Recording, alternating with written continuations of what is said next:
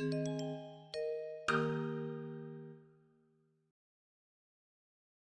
안녕하세요.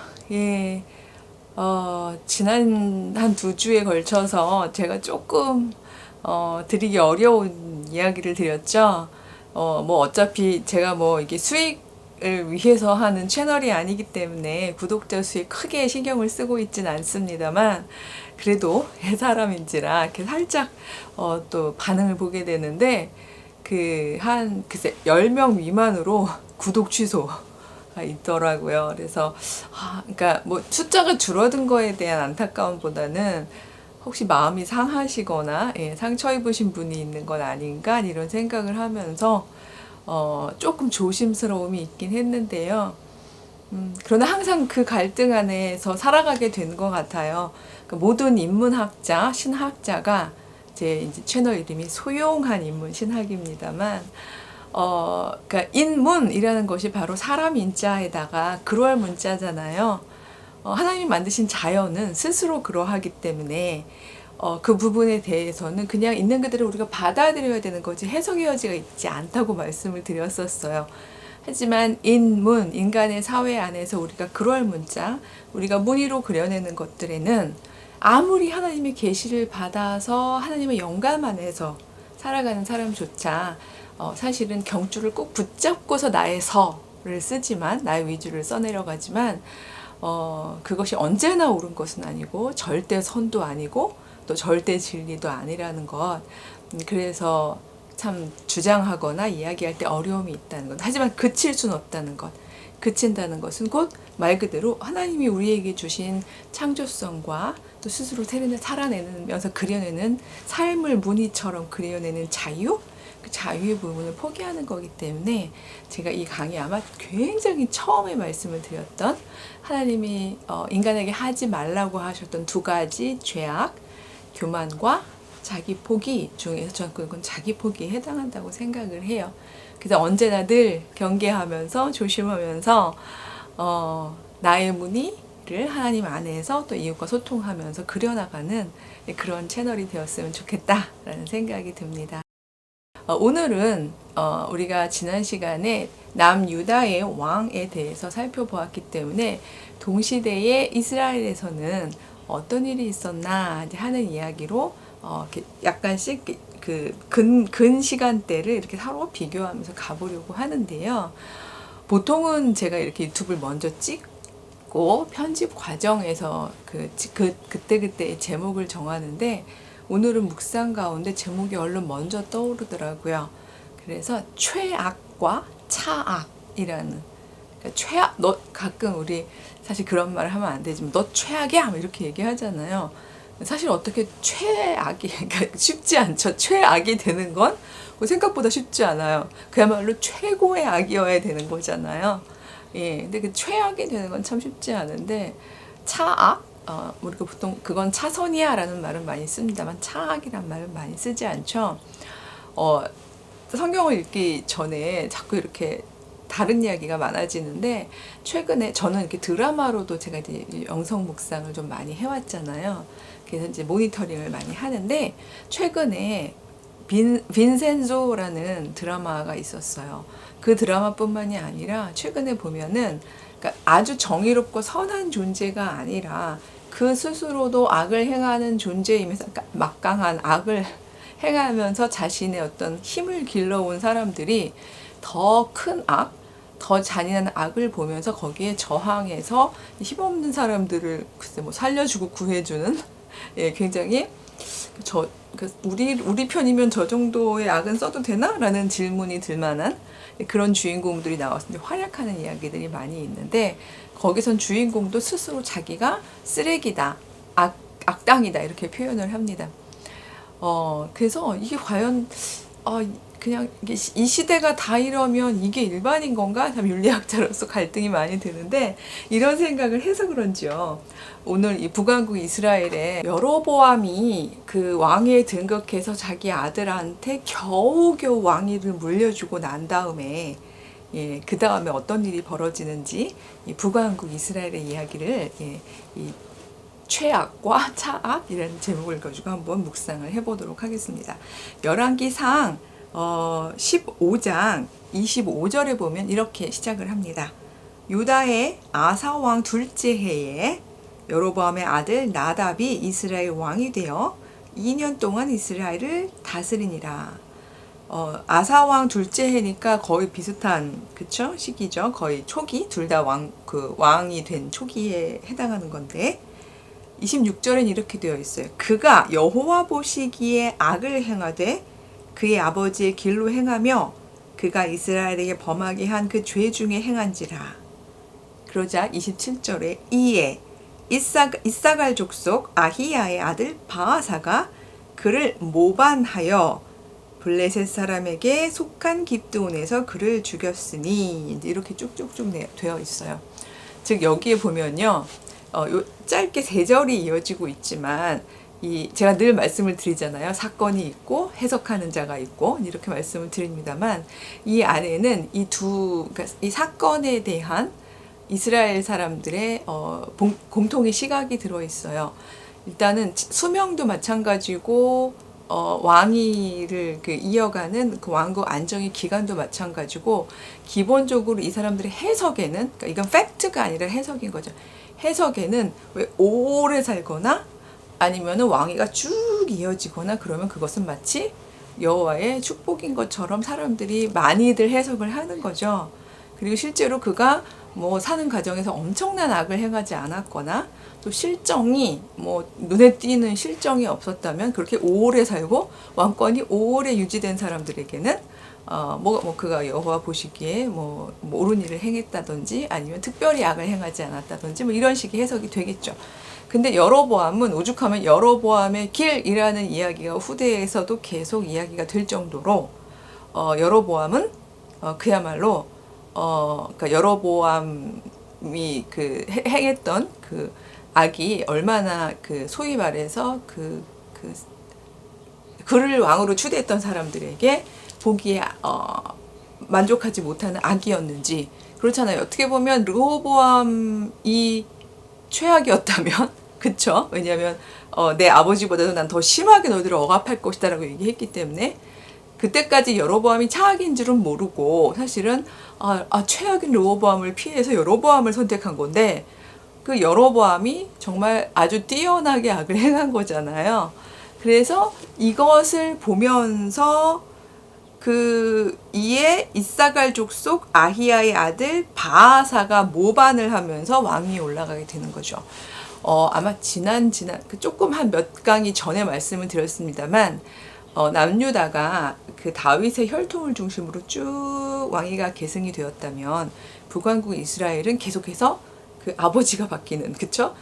겨우 이덴 물려주고 나면 다른 사람이 모반하고 또 겨우 이덴 물려주고 나면 또 다른 사람이 모반하고 기껏 해봤자 한 세네 명 이어간 왕조가 한 2왕조밖에 없다 이런 식으로 말씀을 드렸던 적이 있었는데 첫째 그 이유는 북이스라엘 즉 그 북쪽에 속해 있는 10지파 그 지파들에게는 비교적 여호와 왕 사상이 아직까지 일종의 그 신앙적 전제요, 문화적 전제로 남아있기 때문이다. 라는 이야기를 먼저 말씀을 드렸고요. 이거 오해하시는 분들이 있더라고요. 이렇게 얘기를 어딘가에서 글로 풀었더니 그러면 그들은 막 신앙적으로 옳은 사람들이고 여호와만을 왕으로 모시는 그러니까 어떻게 말하면 다윗 왕국보다 이들이 훨씬 더 훌륭했단 말인가요? 막 이렇게 이제 눈을 세모꼴로 하시고 좀 비판적으로 말씀하시는 분들도 계신데 그 이야기가 아니라 그 전통이 아직 살아있기 때문에 하나의 왕정이 확고하게 절대 왕정을 유지하기가 어려웠다는 말씀을 드리는 거죠. 그들의 신앙이 잘 작동했다면 뭐하러 우르르 몰려가서 사무엘에게 왕을 구하고 그쵸? 근데 구원주제도 이렇게 제대로 되지 않은 구원주제가 이어져 왔겠어요. 다만 그런 사상이 있었다라는 이야기를 하는 거고 이것도 완성된 형태로 있었다기보다 상당히 그 원시적이라고 표현하면 음식 중에서 아직 조리하지 않은 굉장히 왜냐하면 이들은 이집트를 빠져나온 사람들이잖아요. 그 견고한 절대 왕정이 얼마나 인간을 조직적으로 억압하는 최악이 될 수 있는지를 경험했던 사람들이잖아요. 그래서 어마 뜨거라 하고 도망 나온 상태이기 때문에 인간 왕에 대한 혐오가 그 강력한 혐오와 또 자기들을 여기까지 살려서 인도해 주신 여호와 하나님의 강력한 힘과 이 두 가지를 같이 생생하게 경험하고 있는, 기억하고 있는 사람들이었기 때문에 여호와만 우리의 왕이 되셔라는 부분에 대해서 즉각적으로 동의할 수 있었고, 또 여호수아 말년에 세겜에 모여서 우리는 여호와만을 섬기겠습니다라고 약속을 할 수 있었던 거죠. 그러니까 이런 어떤 생생한 경험들이 만든 거지 어떤 법 제도로 확고하게 되어져 있는 건 아니었기 때문에 이후에 일어나는 불상사 내지는 안타까운 일들이 있었던 거였잖아요. 그러니까 북왕국 이스라엘에서 여로보암이 자기의 아들에게 안정적으로 왕권을 계승하지 못했다는 것은 비단 여로보암의 죄악에 해당하는 죄 때문만은 아니란 얘기죠. 글쎄요. 저는 두고두고 이제 채널 이름을 잘 지었다라고 생각하는 것 중에 하나가, 이게 그냥 신학이라고 했을 때의 위험함과 인문학이라고 했을 때의 또 위험함이 있더라고요. 그래서 막 갈등을 하다 인문신학으로 채널 이름을 정했습니다만, 왜냐면 그 사이에서 계속해서 우리는 기도하면서 그 줄타기라는 표현은 좀 너무하지만 떨어지지 않도록, 넘어지도 않도록 조심해야 하는 건데, 이렇게 성경에 이렇게 기록되어 있는 이야기 중에서 여로보암의 길이 악하고 그 아들도 그 악한 길을 행했기 때문에 다른 이가 모반하여 왕이 되니라, 이런 말들을 우리가 아주 굉장히 단순하게 생각을 하면, 그래서 여로보암과 그 아들은 나쁜 자, 뭐 이런 식으로, 그래서 모반은 정당했어, 이런 식으로 단순한 원리로 가져가게 되면 나중에 예수께서 말씀하셨던 이 외식하는 자들아, 이 사랑 없는 자들아, 이런 이야기들이 적용이 될 수 있다라고 생각해요. 지난 시간에 제가 그건 물론 성윤리에 관해서 이야기를 했습니다만, 케이스 바이 케이스라는, 그러니까 경줄은 가지고 있지만 케이스 바이 케이스라는 세심함을 우리가 잃지 말자라는 말씀을 드렸잖아요. 그래서 이 부분에 있어서도 저희가 어떤 신학적 원리를 뽑아내는 거 굉장히 중요하지만, 인문학적인 무늬, 바탕을 그려내는 것, 이 두 가지를 좀 같이 했으면 좋겠다라고 생각을 하는데, 마찬가지입니다. 여기에서 이사갈 족속, 이사갈이면 나중에 한번 글쎄요, 여기 지도를 한번 올릴 수 있을 거라고 생각하는데, 제가 편집자에게 지도 보내겠습니다. 이사갈 족속이라고 하면 이사갈이 북쪽에 물론 10지파 중에 하나는 상당히 북쪽이에요. 즉 이 여호와 전통이 아직 하나의 전제가 있는 그런 곳이라고 볼 수 있는데, 거기에 소위 말해서 혈통이 아닌 다른 이가, 즉 바하사가 모반을 하고 그를 죽였다라는 표현이 있죠. 예. 왕은 참 그런 거, 저는 이해가 안 갑니다. 이 얘기하면 길 것 같아서 안 합니다만, 금방 그렇게 나만 죽는 게 아니라, 29절에 보면요. 여로보암이 온 집을 쳐서 생명 있는 자를 한 사람도 남기지 아니하고 다 멸하였다는 얘기가 있거든요. 이거는 사실 왕정에서 보면은 동서를 막론하고 다 있는 일이잖아요. 그래서 이런 일이 생기는 이 어마어마한 위험에도 불구하고 그 자리에 앉고 싶을까 이런 생각이 이제 들긴 하는데, 어쨌든 여로보암의 집은 그렇게 그쳤고요. 근데 이 부분에 대한 해석을 30절에서 하고 있습니다. 이는 여로보암이 범죄하고 또 이스라엘에게 범하여 한 죄로 말미암음이며, 또 그가 이스라엘의 하나님 여호와를 노엽게 한 일 때문이었더라, 이렇게 되어 있죠. 자, 이렇게 되고 나면 왠지 우리가 느껴지는 글쎄 해피 엔딩 혹은 뉴 비기닝은 31절에 막 이어지면서, 이제 이 이어받은 바하사는 여호와, 아까 남유다, 지난 시간에 남유다의 르호보암은 악을 행했지만 근데 그를 이어받은 그 아들의 아들이었죠. 그러니까 손자였던 아하사는 여호와 보시기에 그 다윗의 길을 행하면서 의로운 삶을 살았다라고 얘기한 것처럼, 일단 앞에 어떤 반면교사를 삼으면서 좋은 일이 있었으면 참 좋았겠는데, 그렇게 해서 왕위에 올라간 바하사는 남유다 왕 아사와 일생 동안 이제 영토 전쟁을 했던 것 같아요. 이 부분 자체가 악은 아니죠. 전쟁했다고 무조건 악이라고 얘기할 수는 없는 상황을, 이 시대 상황이잖아요. 그렇게 치면 남한국 아사도 같이 일생 동안 전쟁을 한 거니까 어떻게 손바닥이 한 사람이 쳐서 소리가 나겠어요? 그쵸? 예. 근데 문제는 33절하고 34절에 이렇게 쭉 되어 보면요. 34절 읽어보겠습니다. 바하사가 여호와 보시기에 악을 행하되 여로보암의 길로 행하며 그가 이스라엘에게 범하게 한 그 죄 중에 행하였더라. 이렇게 되었죠. 이스라엘에게 행하게 한 죄함은 뻔하죠. 우리가 쭉쭉 이야기를 했었습니다만 우상숭배로 집약해 그러니까 요약할 수 있겠습니다만 우상숭배 역시 저도 단순한 결로 읽지 말았으면 좋겠다고 말씀을 드리죠.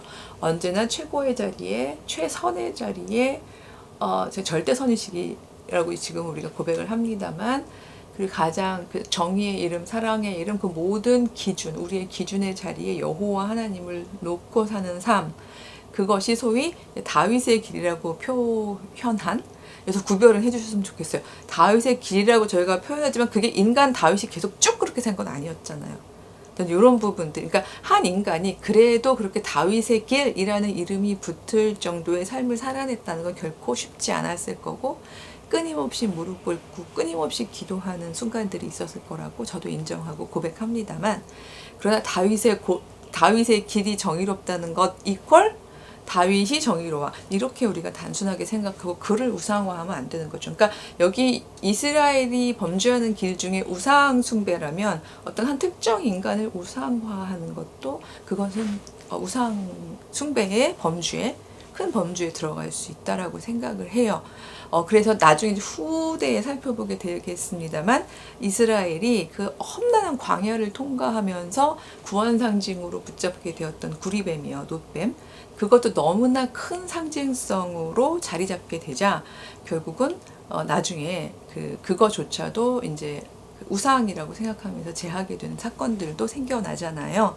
비슷하게 소위 여로보암의 길조차도 여로보암이 행했던 그 그대로의 길이라고 우리가 생각하기보다는 그가 자신의 정권을 유지하기 위해서 타협했던 혹은 인정했던 악들, 이런 것들에 대한 것을 다 포함한다라고 저희가 생각을 해주셨으면 좋겠습니다. 그래서 결국은 바하사도 되게 그러니까 읽는 자, 그러니까 왜 살아낸 자, 해석한 자, 읽는 자 이렇게 있다고 말씀드리고, 우리 읽는 자들의 입장에서 보면 좀 허무할 수가 있어요. 기껏 온 집안 멸족할 정도의 그 엄청난 대가를 치르고서 그리고서 왕이 된 사람이 또 여호와 보시기에 악을 행했다고? 만약에 우리가 거기서 살고 있는 백성이었다면 저희들의 심정은 어땠을까요?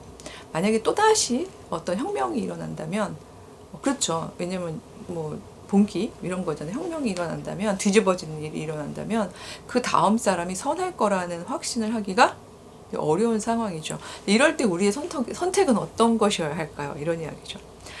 저는 지금 특정한 이제 우리가 지금 일종의 이제 정치적 어떤 선택의 모먼트를 향해서 가고 있잖아요. 근데 어떤 특정한 정당이나 어떤 특정한 후보를 지지하고 있지는 않습니다. 물론 나중에 최종적으로 저의 시민권을 행사하면서 투표를 하기는 해야겠죠. 그건 저의 인지적인 고민과 시대 상황에 대한 읽음과 또 저의 어떤 당시의 그 선택관, 이런 모든 것들이 다 포함이 되겠습니다만, 그러나 저는 이 과정을 통과하는 과정에서 우리가 토라가 오늘날 우리에게로 걸어 들어오게끔 하라라는 원칙이 있었듯이, 이게 이 시절에 이스라엘의 남북 분열기에 왕들끼리 싸우는 이야기, 이렇게 먼 이야기로 볼 것이 아니라 그리고 얘는 나쁜 길을 갔군, 이게 아니라 이것도 정치적 함의가 있을 수 있나요? 전혀 그런 건 아니고, 저는 이 본문에 대한 이야기를 이야기하는 겁니다. 우리가 최악을 제거했다고 해서 최선이 오는 건 아니구나. 그렇죠? 그리고 그가 또 최선이 아니라서 그가 차악이기 때문에 버텨야 하는 건가? 전 질문하자고 말씀을 드리는 겁니다. 그리고 그가 차라리 차악이 나아서 그걸 인정했다면 그 차악은 계속 차악으로 남을 것인가? 권력을 가졌을 때 그는 최악이 될 가능성은 없는 것일까? 그렇다면 그가 최악이 되었을 때 우리의 또 다른 선택지는 그를 제거하고 차악을 다시 힘을 갖게 하는 것일까? 이런 생각들을 저희가 이제 하게 됩니다. 감히 이런 얘기를 말씀을 드리는 것은, 이 당시는 군주제로 이미 진입을 했기 때문에 힘을 갖고 권력을 가진 사람이 단 한 사람, 즉 군주, 그런 제도적 합의 안에 있는 그런 시절이었지만 지금 우리는 그런 시절을 통과하고 있지 않잖아요. 한 사람이 그가 최악이 될지 차악이 될지는 모르겠지만 한 사람이 그만큼의 권력을 행사할 수 없도록 만든 시민사회로 진입한 지도, 어언, 우리나라만 해도 한 세기, 뭐 한 세기라고 하기엔 좀 너무 무리가 있습니다만, 그래도 뭐 어느 정도의 시간을 한 세기를 향하여 가까이 가고 있는 중인데, 바로 이러한 시점에서 오히려 우리가 어떤 선택지들이 소위 이 악함이 제도화되는 것을 막을 수 있을까? 계속해서 우리가 악 중에서 경중을 달아서 이 악 중에서 덜 무거운 쪽으로 선택하는 이런 어리석음과 안타까움을 범하지 않을 수 있을까? 이런 거를 생각하는 시간들이 되었으면 좋겠습니다. 뭐 할 말이 되게 많았는데요. 더 하게 되면 되게 길어질 것 같아서, 뭐 오늘만 날은 아닙니다. 왜냐하면 앞으로 이스라엘뿐만이 아니라 남유다도 만만치 않게 여로보암의 길 혹은 여호와 보시기에 악을 행하는 왕들의 이야기는 뭐 차고도 넘치기 때문에 그때그때마다 우리 또 하나씩 묵상을 더해가기로 하고요. 오늘은 여기서 인사드리겠습니다. 너무 날씨도 덥고 또 코로나 4단계도 이 수도권에서 또 뭐 2주 연장이 되기도 하고 이래서 많이들 지치고 힘드실 거라고 생각을 합니다. 그래도 우리 이것이 차악이니까 괜찮아 적당히 타협하지 않고 그것이 최선이 아니면 차선이라도 선택하면서 선에 가까운 삶을 선택하는 그런 삶을 살아갔으면 좋겠습니다. 그런 낭낭이들이 되어요 하고 말씀드리고 싶은데 제가 다음 시간에 왜 여러분들을 낭낭이라고 불렀는지 그 말씀을 설명하면서 시작해 보겠습니다. 낭나님들 승리하세요.